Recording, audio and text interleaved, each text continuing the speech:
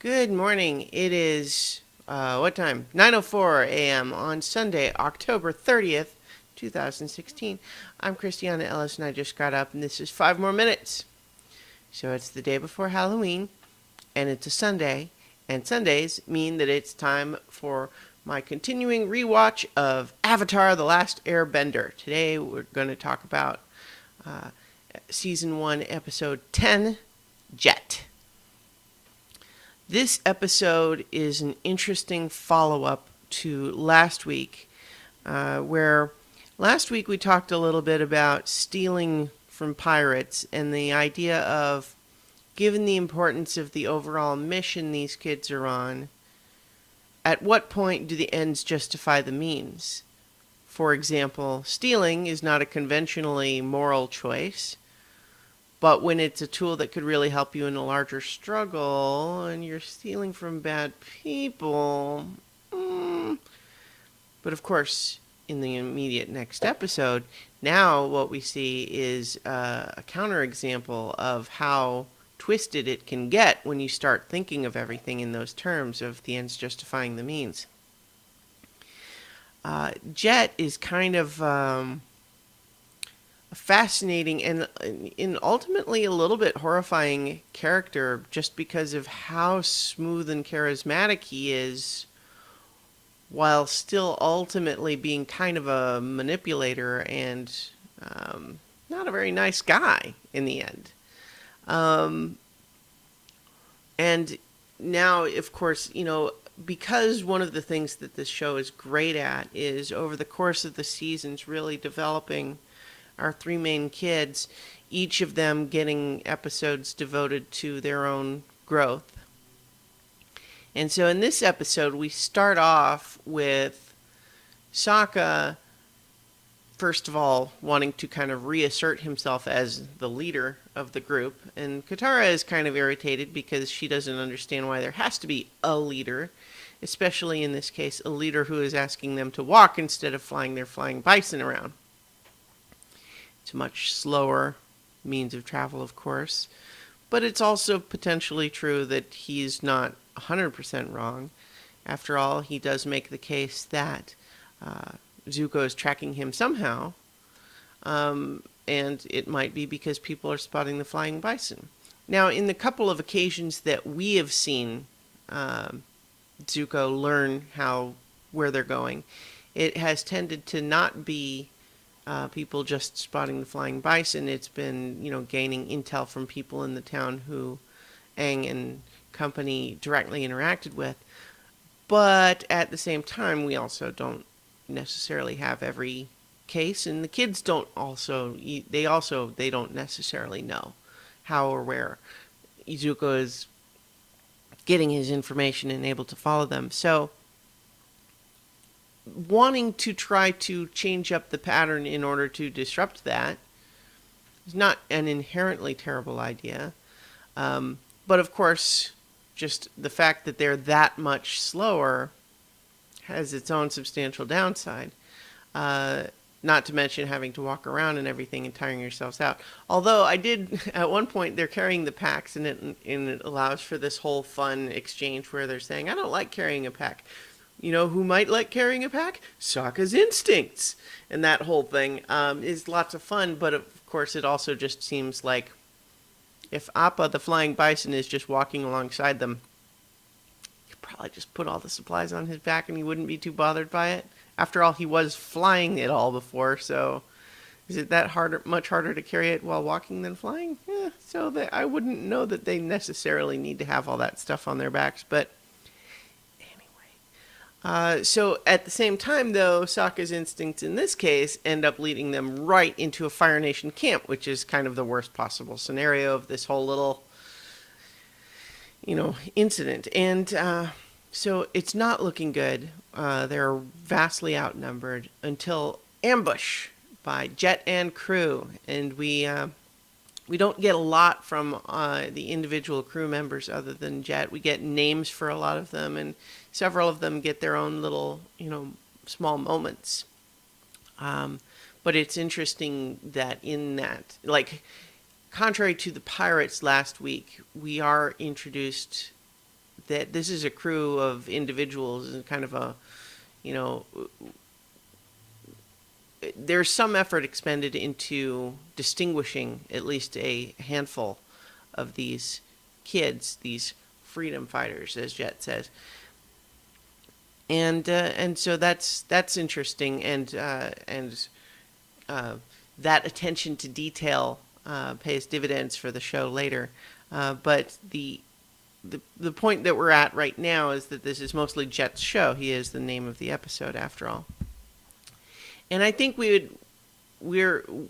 probably, I don't know, I can't speak for every viewer, but we're kind of instantly a little bit suspicious of him, because even though Sokka's just been shown to be wrong, his suspicion of Jet, while it could be played off as just jealousy, what I think the tropes tell us is that Katara's immediate crush on Jet is likely masking something else.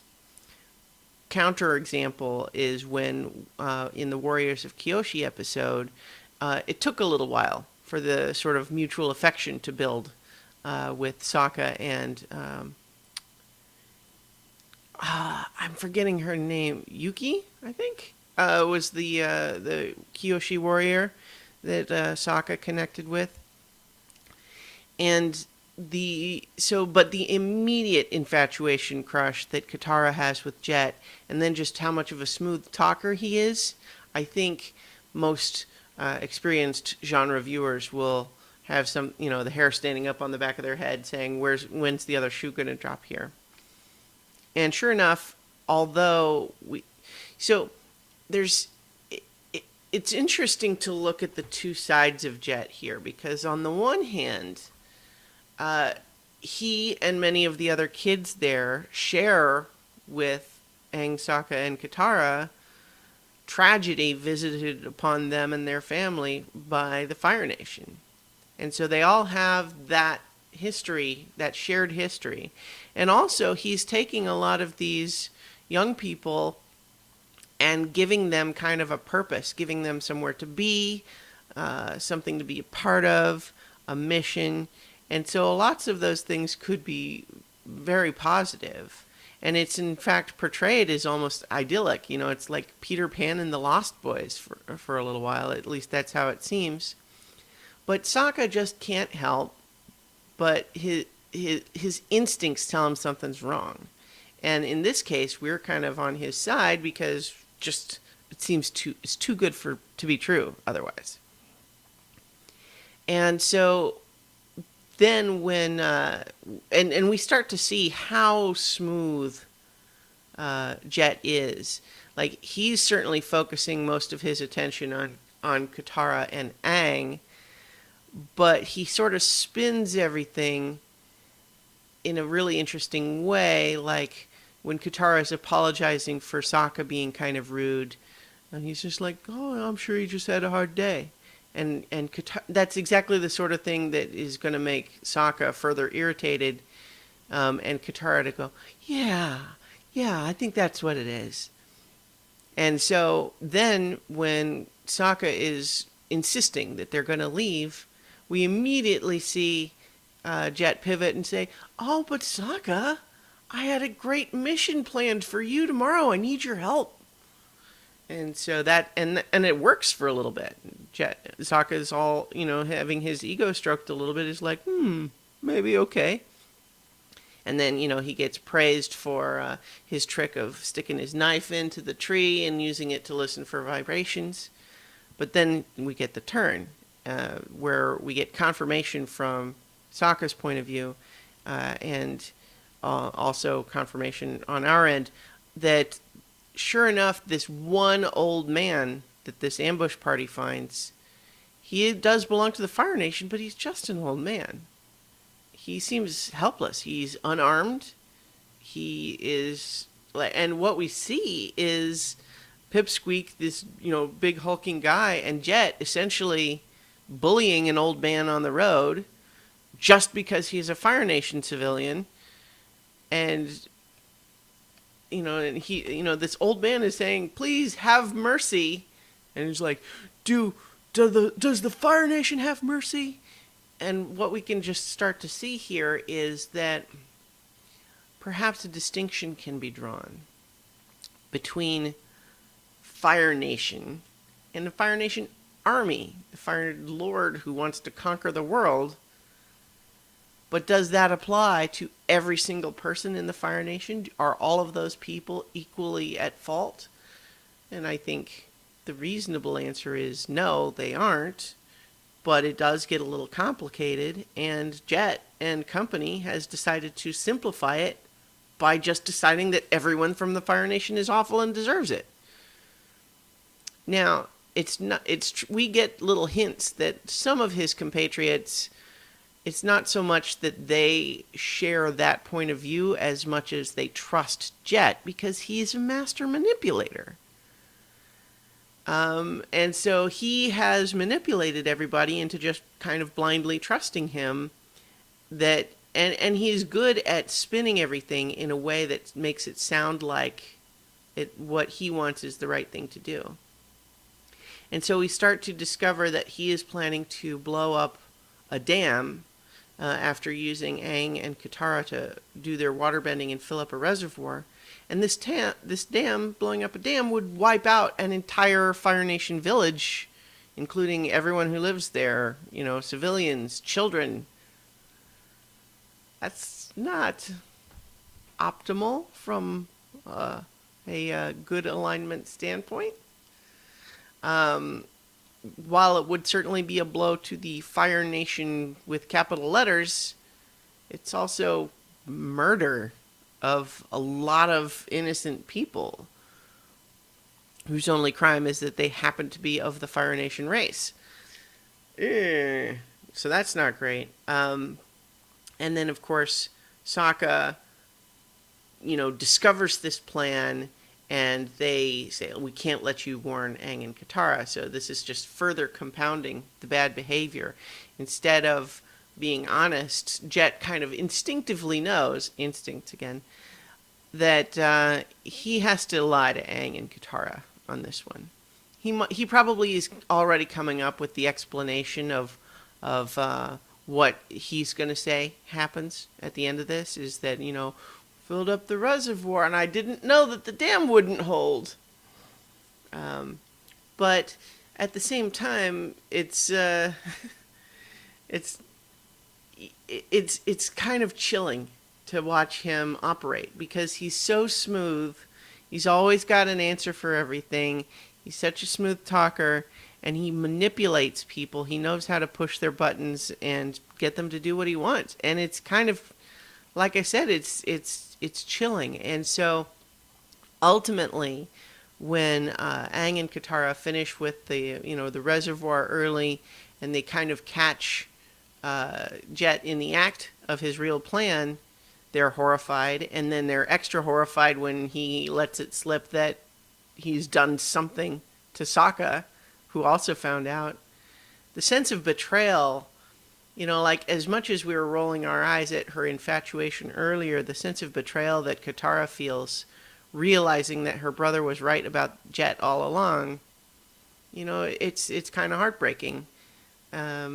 We could certainly get the feeling that she hasn't really had the opportunity to have a crush on very many people in her life, and to have her first real crush turn out this way is kind of awful. And so we get some fighting. We have Aang fighting in the treetops, and it's a good indication of something the show continues to expand on, which is the idea that you can have someone be a very gifted fighter, as Jet is with his little hooked sword things. And Aang, despite being very adept in a number of ways, is not going to win every single fight, especially against someone who's kind of a trained and gifted warrior. And so there's a fight over the glider, and even though Aang kind of pulls it out and ends up having the glider, it's now damaged in the fighting. But then we have Katara using the water to freeze Jet to the tree. Brief side note that the visual of Katara having a little water skin on her belt to keep water in for bending, and then when she's done, returning it to the water skin like she is drawing and sheathing a sword is really awesome. I mean, that's just cool, right? Anyway, and she's also getting much more adept. I mean, despite her frustrations in the previous episode, we can see that she's really starting to be, more and more effective in battle with her waterbending. Something which will continue to develop as the season and the series progress. But in this case, we discover, oh no, it's too late to stop the dam from being blown up, and we still don't know where Sokka is. And so we get a moment where we're led to believe that it's all gone wrong. We don't know where Sokka is, except that we assumed he was going to try to stop the dam from blowing. And then then we see the town getting washed away, including like a doll floating abandoned in the water. And so we briefly suspect that it's been as bad as it could get, and all of those people are dead. But then what we discover is what Sokka was really doing is warning the people of the town to evacuate, which they are able to do. And also there's a nice little grace note of the old man who Sokka was trying to protect from Jet and Pipsqueak being the one to tell everybody they should trust Sokka and evacuate. I just remembered I kind of skipped over the bit about Jet citing this knife as proof that the old man was an assassin and trying to use that as evidence to convince Katara that Sokka's still just being jealous. But I suppose it doesn't. It's really just another example of what we're talking about. And so in this case, we finish the episode with this idea that Jet is furious, and he's saying, this would have been a great victory. The valley would be free. And then Sokka's just kind of, who would be free? Everyone would be dead. And, again, it's like I think we are able to recognize that in war, this stuff does get complicated, and it is possible to oversimplify it in both directions, right? Because on the one hand, you can say these Fire Nation citizens are benefiting from their army's protection. And the army is the one perpetrating all of these things. And so there's a benefit that the Fire Nation civilians get from the evil things done by their army. But it's also possible to oversimplify in the other direction, the way Jet has, which is to say that anyone in the Fire Nation is equally guilty, regardless of whether they're a soldier or whether they've never held a weapon in their lives. And so the episode kind of leaves it there, the idea of it is possible to take this view of the Fire Nation as the enemy. It's possible to take it too far. And Jet, I think, is just kind of fascinating in that regard. Is a villain of a different type than what we've seen so far. This sort of smooth talker, manipulator, sociopath type. And that's something that in future seasons we get another character somewhat of that type that I also am a fan of in the sense of being a really interesting character. But I won't get too far into that because spoilers. Anyway, so I think that this is another good episode that continues to deepen the world. And since a huge part of the overall series arc is Aang coming into his own, he needs all of these object lessons to help him decide, okay, what kind of avatar is he going to be? What is his worldview? What is right and wrong from his perspective? And so part of all of these different episodes is giving him these different little examples, these different little morality plays of helping him decide how to build his own worldview. Anyway, next time we'll be back with episode 11 on next Sunday, and I will talk to you guys tomorrow for 5 more minutes.